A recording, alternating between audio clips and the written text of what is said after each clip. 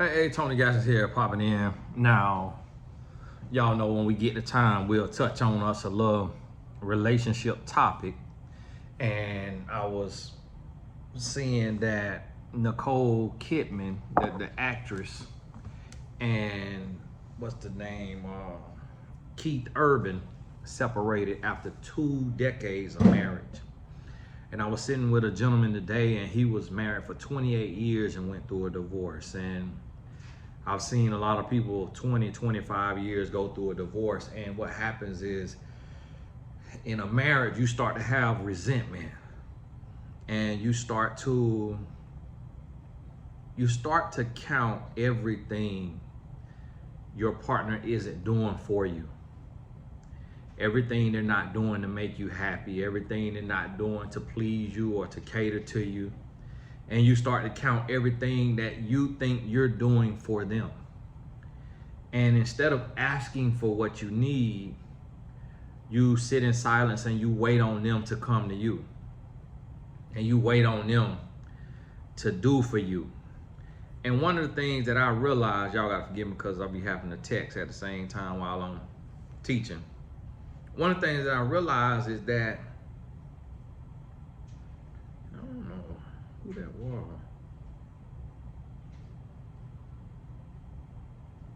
One of the things I realized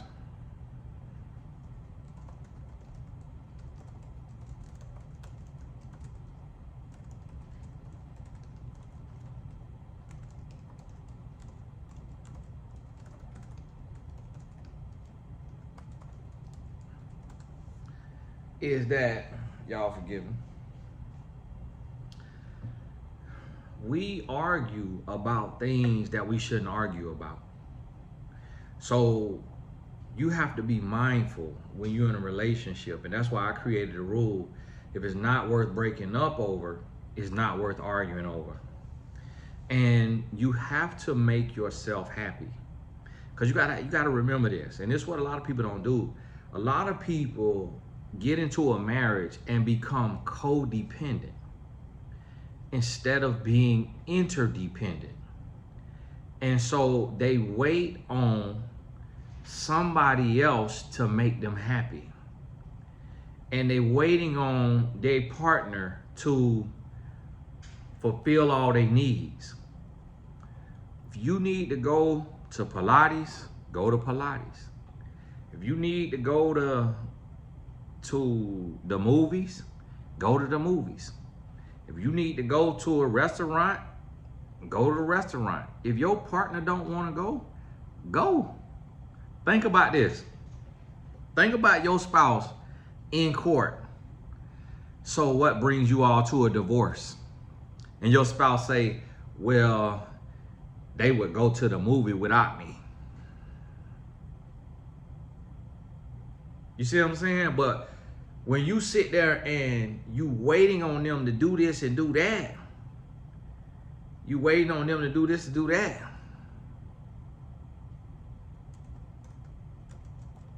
Hold on 1 second.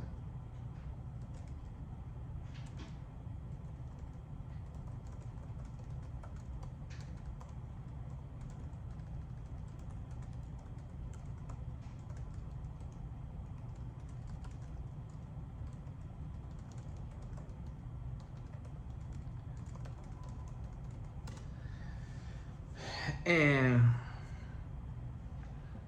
you start to, they don't think about me. Man, they don't do this. Man, they don't do that. And it's like, give you an example. I came home last night. I had to go to a guy who produced the album for me, W.A.R. Go on iTunes and get that. Send it to every man you know. If you ain't got the money to gift it to them, then tell them to get it. It'll change their life. But it stands for Wisdom After Rebellion. The guy produced it. I went to his album thing. It was a great time. I took my 2 security guards, which are my 2 homeboys as well, but they do security for me. And we was in there chilling. I had 4 tickets. It was only 3 of us. When I came home, my wife was doing arts and crafts. No, she was scrapbooking. as soon as I walked in the door, hey, look at this scrapbook. She showing me how she do the scrapbook. So I was out doing something that filled my bucket. She was doing something that filled her bucket. Friday night, she had a birthday dinner planned for her by her friends. Guess what? My friend that I sold my NFL suite to, he give me all the college games. So Friday night, me and my boys was at the college football game. And I took Tatum with me. So we at the college football game, she had dinner. We beat her home, she get home. It was after midnight. She had drop her friend off. She come home, she bring me some truffle pasta.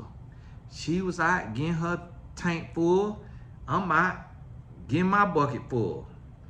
That is how you make a marriage work. See, now it's unfair for me because I teach on this stuff every day. So I learn it and I know, and from being in other people's business, I'm able to learn what we need to do. But like, I came home today, I had a meeting. Meeting was an hour away, hour there, hour back. Meeting was 2.5 hours. I come home, she cooking dinner. That's also fun for her. Like she getting to explore because she didn't grow up cooking all her life. So it's like new still. And so she cooking. And hey baby, what you cooking? Something. Spaghetti bake. And I'm like, okay, smell good. Smell like the cooking show in here. So ooh, blow her head up. Then she said, how was your meeting? I said, my meeting was good. It went good. 2.5 hours, I ain't like that. So then we talking about the meeting. But guess what? That filled me up being at my meeting. Then she got filled up because she get to explore, do this right here, do that right there. And she like do that. She like doing that. I said, baby, you want me to get a chef? No, don't want no chef. Baby, you want me to get she had a laundry lady that do the laundry. She ain't like the smell on it. She ain't like the lady ain't use enough stuff. She ain't like the way the lady fold. So she let the lady go. Baby, want to get a house cleaner? No, I don't want a house cleaner. Like, I don't want nobody in my space. So she like to do that stuff. She don't have to work on nobody's job for 40 hours a week. So she got the time and the space and the energy to do that. And so this the thing. I go to pee. I leave the seat up. She'll come and get on me about that. Hey, why you leave the seat up?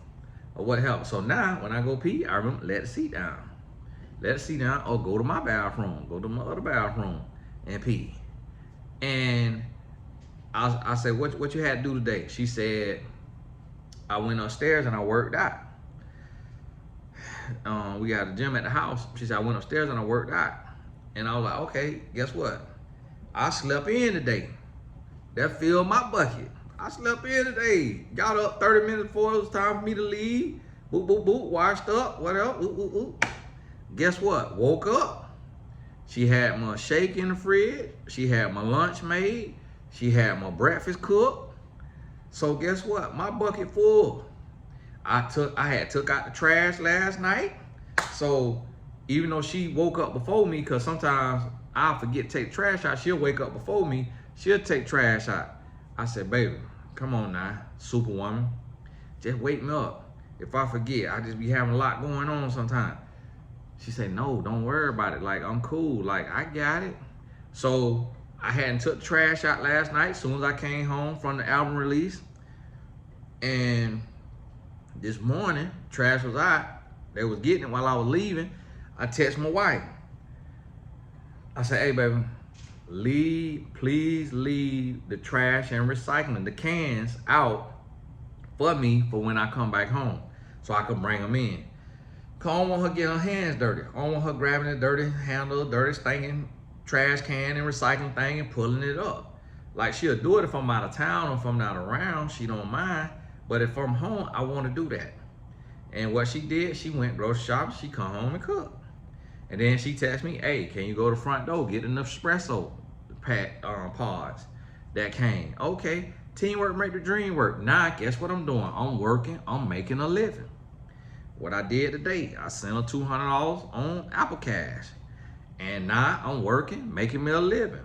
The meeting I was at earlier today, making me a living. What's she doing right now? She picking up Tatum. So, and when she come home, she done cook. Her and Tatum gonna get ready for practice. She take Tatum to practice. Guess what? While they at practice, I got 2 coaching sessions. So one is an hour, the next one is supposed to be an hour, it's gonna be 30 minutes. So teamwork make the dream work, but you can't get caught up in looking at what isn't my partner doing. You got to look at whatever they not doing. If it's not a deal breaker, like if it's not disrespect, so you got to look at what they doing.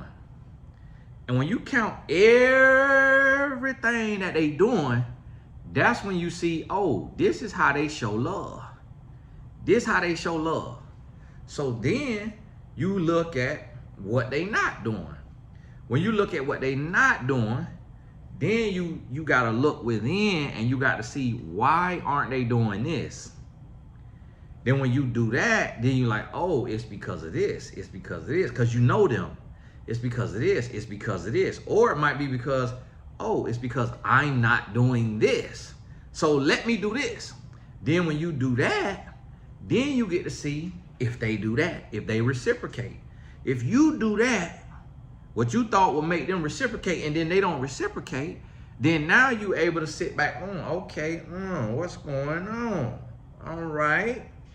And now you're able to communicate, you're able to have conversation when you have probable cause. See, you don't want to go searching and looking when you ain't got probable cause. 1 second.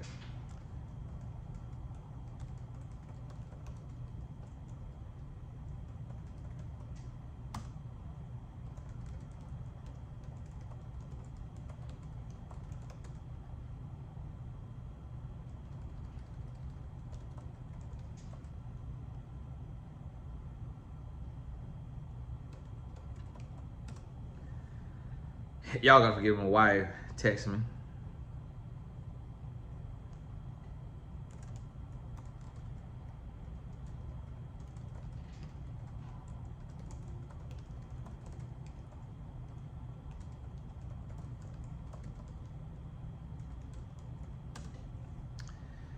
And oh yeah, now we closing in on the movie now. One of my producers just wrote and closing in on the movie. Hey, the Lord been good to you. Link in the description. You'll see become a producer on our film. We getting on close now, so I'm about to go out here and stanky legs somewhere on somebody's pole. But we getting on close, so we'd love to have your support. Y'all gonna love it. Now we got another project that we getting ready to do. It is funded by one of my clients, so she came in fully, and it's gonna be a business venture for her because she's gonna be able to eat from it. 50%. And yes, I'm giving a very generous amount because it's, my brand that I done built over 18 years, but it's her money. And she could lose all her money. So because she's taking that risk, instead of me trying to, little dog her and do 80-20, 70-30, I said, we'll go 50-50. You fund it, I produce it, promote it, and then when we get the channel monetized and it's earning, you get 50%. And guess what? She worked full-time corporate. She's a lawyer. And so that's what I be trying to tell y'all. That's how y'all got to think. So I just floated it out there on the singles mastermind. Guess what? Had she not invested in herself in the singles mastermind, which is $1,000 for the whole year, not $25,000 like, and $50,000 and $100,000 like these boys be trying to charge. Had she not invested in that, this opportunity would have never came to her. She invested in herself, heard about the opportunity on our call that I wanted to produce a show, reached right out to me, boom. We struck the deal. We done made it happen. And so that's why I try to get y'all to understand when I talk to you about investing in yourself, when I tell you about that right there. And see, this what you do in your marriage. So I went to my meeting. My wife didn't ask me, who did you meet with? What was your meeting about? That's not her personality.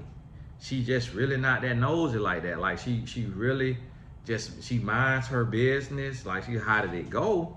So she asked me who it was it. I ain't tell her. I say, I'm gonna stop doing all the extra talking and just explaining everything and all that, because it might be something that it's neither here nor there. Like it wasn't nothing serious. So it's like, and she never asked me, who did you coach? Like she texts me right now. She texts me nonstop by her car and letting me know what's up with it.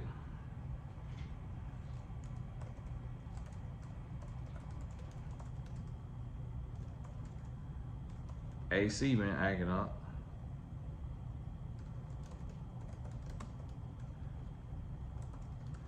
That's a Cadillac for you though.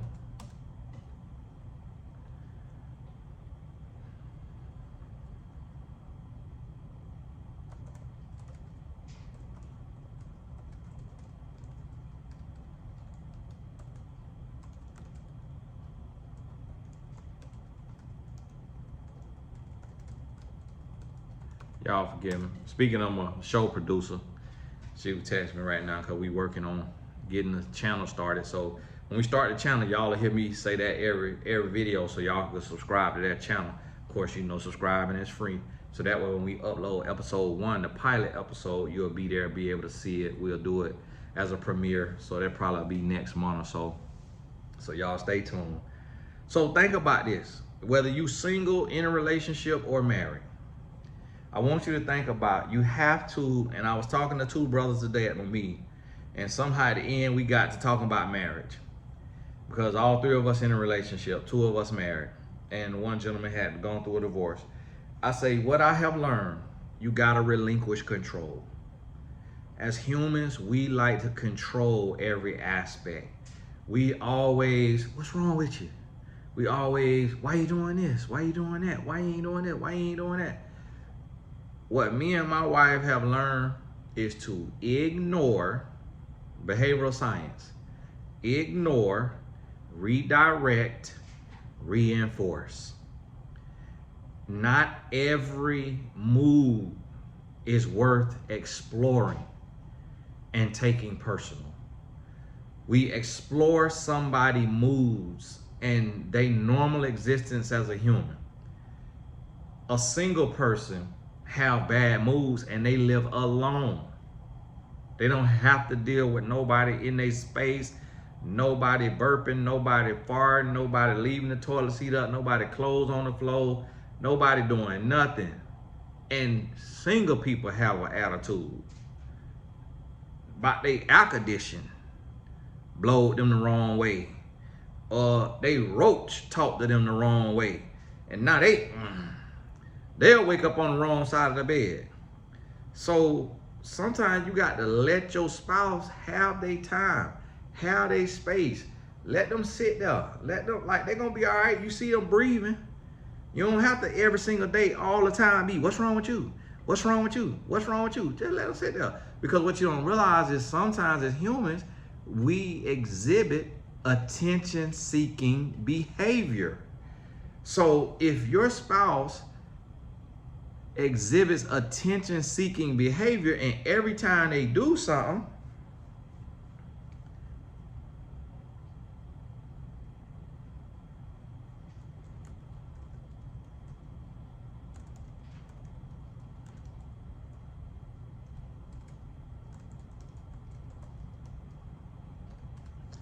and then every time they do something,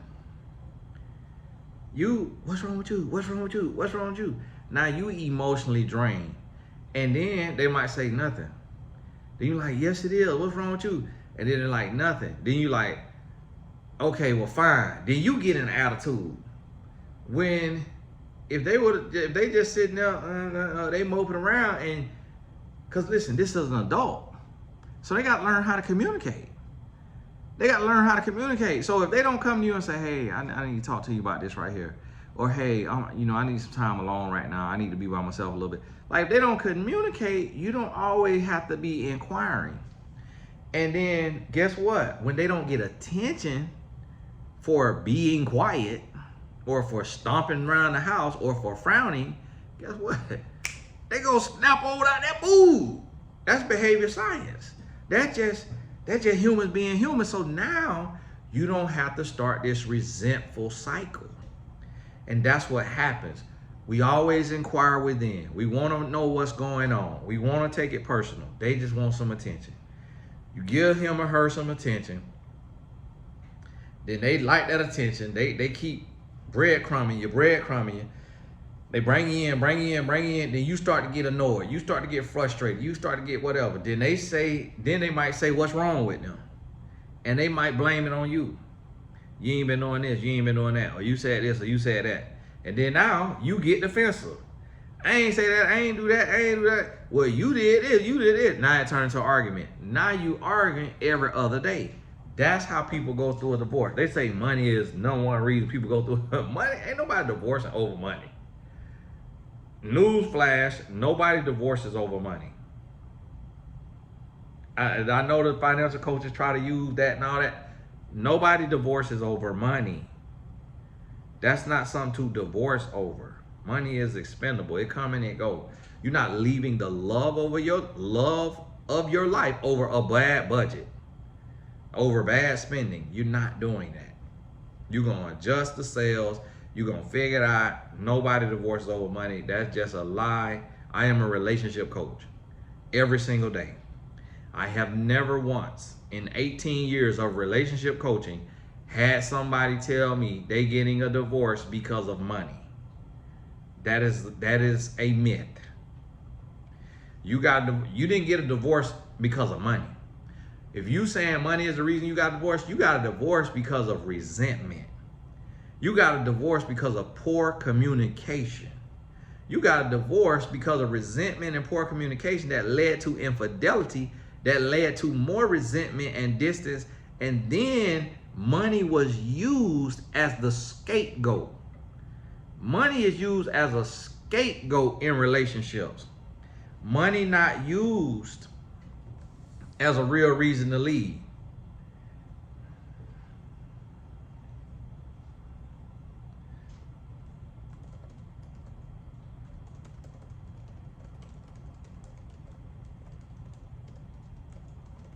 Y'all forgive me.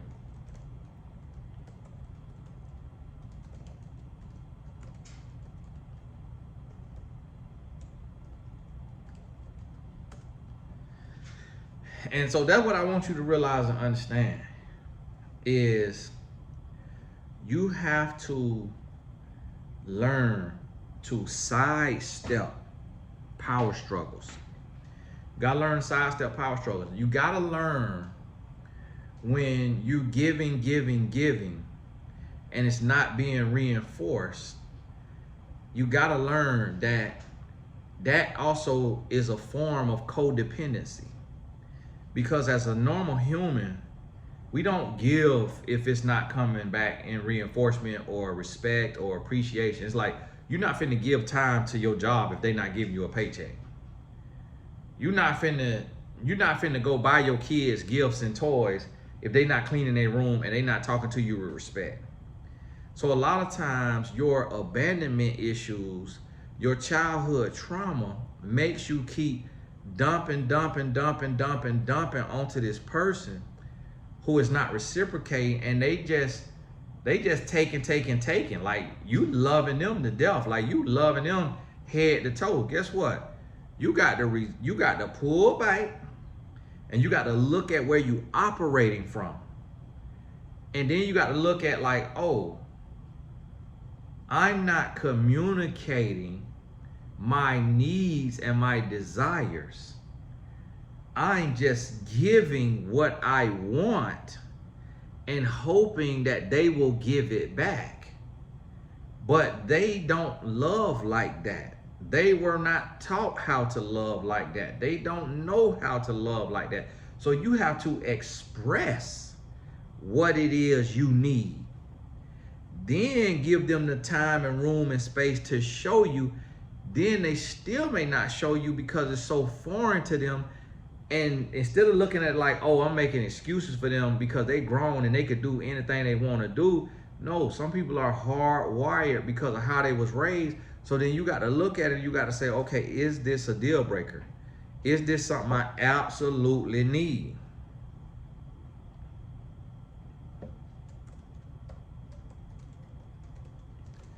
And then once you realize, okay, this not something I absolutely need. Like, and if I want it, I can go and get it from them. So like, my wife, she came up to me the other day, she was like, hey, give me a hug. And she was laying in the bed, and I would have to bend down to hug. I said, well, how you gonna ask me for a hug? You got me doing all the work. She said, I asked you to hug me. So, and we just kind of laughed about it, but she needed a hug. So she said, give me a hug. She did that earlier in the day. Hey, give me a hug. She needed a hug. So it's like, with me, I really don't need no hug. Hey, baby, need my little of that. Need my little of that. Yeah, and she know that's me. And so never single once in our marriage have she said, I don't like when you say it like that. Cause that's how I always was. My whole life. That's how she met me. I was always very direct. I was always, I just say what I want, say what I need. So she know if I ain't asking for it, I don't need it. She know that. And so that's the thing. And then sometimes I just be quiet because I'm in my mind, I'm thinking, I'm dreaming, I'm planning. And then she'll come and just, instead of inquiring within, she'll come and just make deposits. She'll make a deposit. She'll come and give me a hug. She'll come and bring me something to eat. She'll have me, do I need to go get something to eat? She'll start to check on me and see. And so that's the thing. Instead of getting resentful, she will start to talk and start to talk more. Instead of being like, oh, he not this, he not that, he not doing this, he not doing that. She meet me halfway. She come and get what she need, and I do the same thing. So it's resentment. It's the things unsaid that leads, or the things said, oversaid, that leads to resentment, and then that resentment leads to divorce. And that's what people have to understand. It wasn't the infidelity. Infidelity didn't just happen. It was resentment that led to infidelity. It wasn't the financial issues and financial abuse that caused the marriage. It was the resentment that led to financial abuse, or led to somebody lying about the money. Like there's situations where I've heard of, I think Shaquille O'Neal accused Shani of embezzling millions. That she was siphoning off millions, sending it to another account. Could have been. He said he couldn't do right. He couldn't be faithful. So maybe she was siphoning off millions. So that's when you could say, oh, finance was the cause of our divorce. No, finance wasn't the cause of your divorce. Cheating was the cause of your divorce. And then you was cheating because y'all weren't on the same page. Y'all weren't communicating. So then you went to go cheat. Then she went to go embezzling money. One hand wash the other, both hand wash the face. Well bound, thank you, ma'am. There you go, scratch your booty, get glad. And so that's what you have to realize. So it's like, you can't worry and focus on everything. We had a lady who thought she was a doctor in diagnosis, and I was talking about when I was young, and I would cheat so much when I was young that when I got in a relationship with my wife, I'd be asking her, hey, do guys hit on you? Do you look at other guys? Do whatever? And that came from my past, my guilty conscience. When I learned and I grew, and I learned like, hey, but the most attractive thing is confidence. Then I became confident, and then I thought about it, and I thought about it, and I said, you know what? My wife is 99% of the time extremely, like she exhibits confidence. 99, might be 99.9% of the times. And I said, you know what, man, that is very attractive. Like, I'm up last night. My wife went to sleep. Boom, she went to sleep. I'm still up. That's why I'm yawning now. And my client texts me, because my client 3 hours behind. My client is a celebrity VIP client. So the client is on text message package as well. Get text access. And if I'm up, and I let my client know, if I'm up, if I'm by my phone, I'm not with my family doing family time, I hit you back. If it's 2 o'clock in the morning, I hit you back if you on that package, and because you on another time zone, or because you just going through a really rough time. And so it's like 12, a little after 12, going on 1. My client texts me. My wife, she's sleeping good. You know, she rolled over, she kind of opened her eyes, she looked, she see my phone light glowing. She don't ask me a question. Some people who are jaded or trauma ridden, they'll say, well, Tony, They don't even think. They don't even use their brain. They'll say, well, Tony, she ain't checking you because she doing her own thing.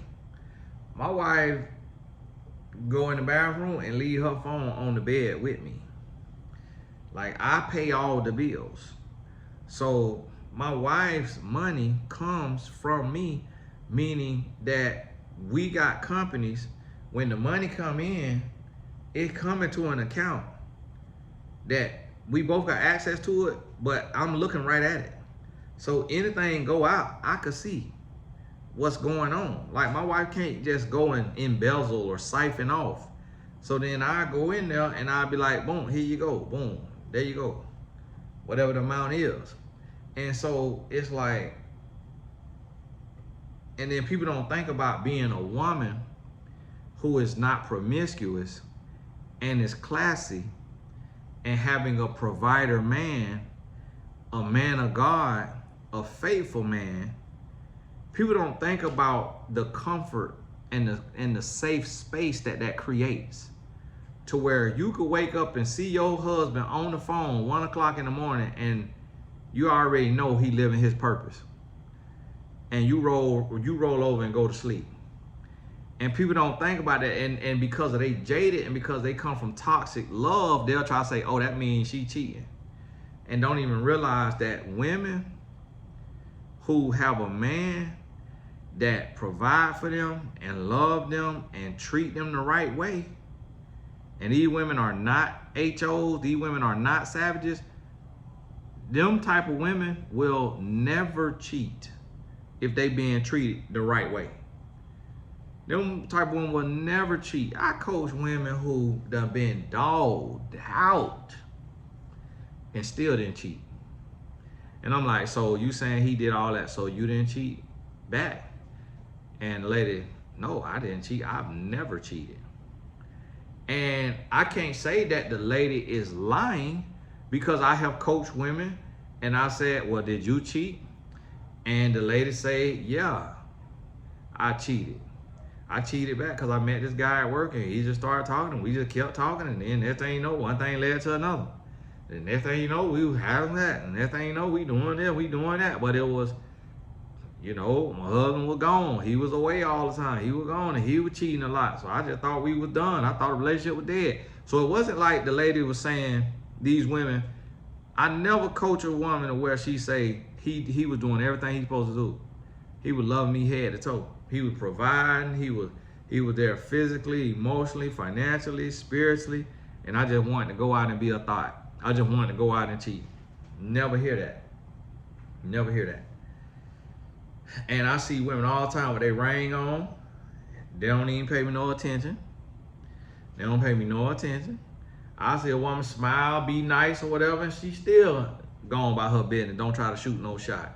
And that's why I try to help people understand, like, if you a woman and you don't realize that about women, that means you need therapy.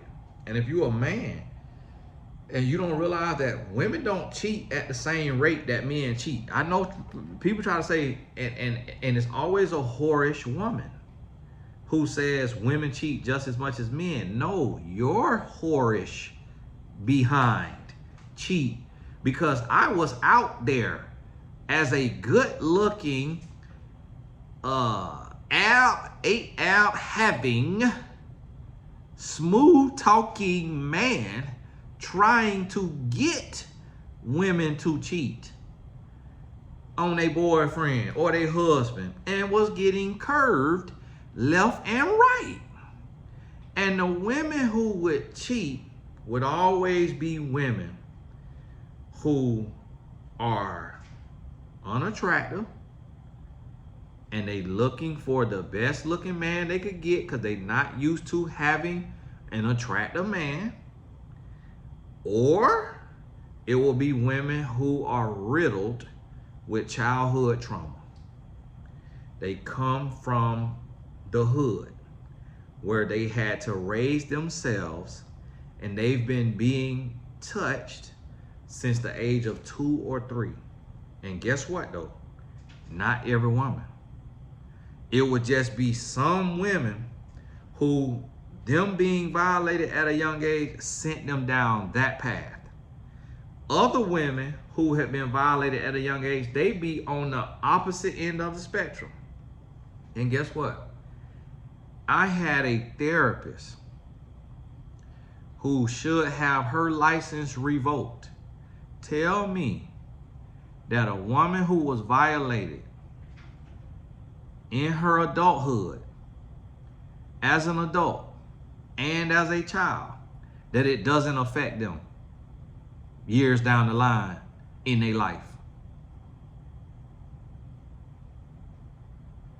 I say this is a Jezebel who have no empathy, because I coach women every day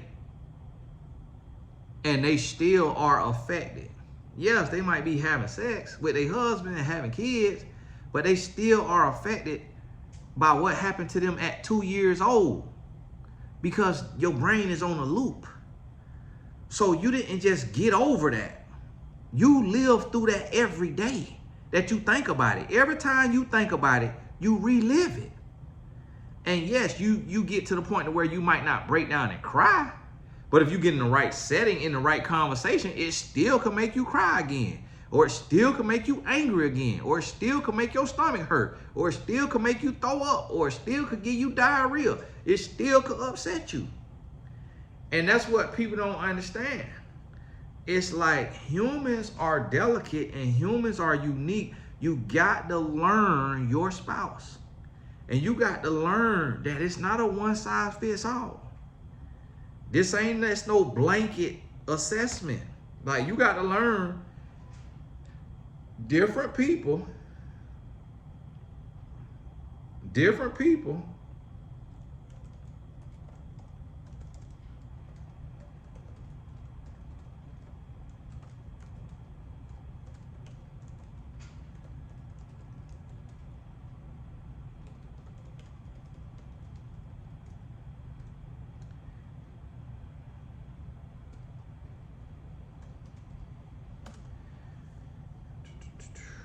y'all forgive me.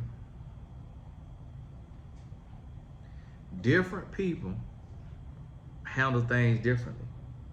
And one thing I heard a man say, he say, the makeup of a man, and this go for human, the makeup of a human is their history plus their biography. So when somebody try to give you a diagnosis of somebody they've never met, they've never talked to, and they don't have any extensive real insight about them, then that's when you know that they are a fool. Because everybody's history and everybody's biography is different. And that's what you have to realize.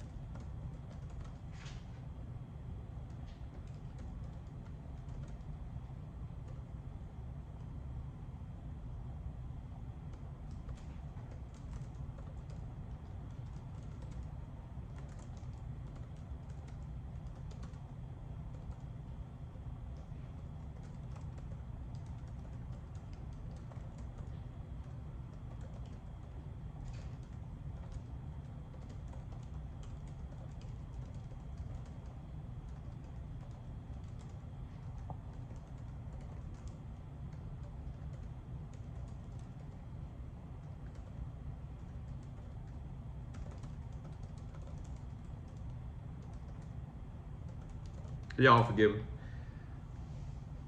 One of my insurance agents wrote me. Also, if you don't have life insurance, that link is in the bio. Man, any day. You just no day is promised. But we also, if you can afford, I would say $100 or more per month to save, then get your IUL. If you can't, if you say, hey, I can only afford $20 to $50 a month, then just get term life. Get you a $500,000 policy, term life. Click the link, and just don't let my agent tell you what to get. You tell them, this is my budget, this is what I can afford, what type of insurance do you have for me? Because of course they want to get you with the best package, the best setup, which is gonna be an IUL, but that IUL may be $150 to $250 a month. And if you know you can't afford that, just get you term life. So that if the Lord, with living benefits, so that if you get sick or whatever, some of that get paid out while you living, so you can pay your bills. Or if the Lord call you home early, your next of kin will receive that money, and you can split it up over several beneficiaries. They'll receive that money, be able to bury you, send you off nicely, and have them a little something to invest into real estate and create some generational wealth. So even if you're not financially ready, book the call, ask every question you can, get all the information you can, jot it all down, and then when tax season comes, you can get your tax return and just pay for the year up front. So if you do a plan that's $100 a month, just pay $1,500, and then set the payment to where the payment is the same time the next year, and you could pay the whole year of insurance up out of your tax return or out of your Christmas bonus or whatever type of bonus, instead of having to worry about a monthly payment. So that's how you do it, and make sure you secure. Like black people especially, we have to stop being so ghetto. We have to stop being so broke minded, so scarcity minded, so backwoods Betty Boo Bop dummies. We have to catch up. And the way the Rockefellers, the Rothschild, and every rich person in America build generational wealth is through life insurance policies. They build it through life insurance because you're able to put that money up tax-free, and your family able to get it tax-free, and you able to not lose your money when the market crash. You have a floor, so you don't lose no money. And we gotta get that basic simple stuff put in place. I got an IUL. I got term life with return of premium. I got term life, regular term life with no return of premium. So I got permanent and term. I got all different kind. I got 4 or 5 insurance policies that goes into the multi-millions. So that if the Lord called me home, my wife and kids gonna be good. They're gonna be taken care of. And give her enough time to where she could start her business. She could take the money and open her Pilates studio. Take some of that money. It ain't gonna take nothing but that much of it. She'll have millions and millions of dollars. She could take $100,000, start a Pilates studio. She could start her interior design company. She could, do whatever. Or she could just live off of that $100,000, $200,000 a year for the next 20, 40 years. You see what I'm saying? Like, get your stuff together and get set up, because you disrespecting God, and you don't even trust and believe God, because God telling you ain't got no control over tomorrow. You thinking, oh, I woke up today, I'm gonna wake up tomorrow, so I'm gonna just leave my kids high and dry. I'm gonna just assume that I'm finna get to work safely on the subway or in this car. I'm just finna assume that and leave my kids with nothing. Sorry about your luck. Leave my mama and daddy or my sister or brother who got to bury me if you ain't got kids. I'm gonna just leave them with nothing. Oh, I'm gonna just use my job. I'm gonna use my job insurance. That $25,000 not finna do nothing for you and your family. And when you die, the job gonna say they fired you 2 weeks before you died, so that they ain't got to pay it. They getting paid for you dying because they lost an employee.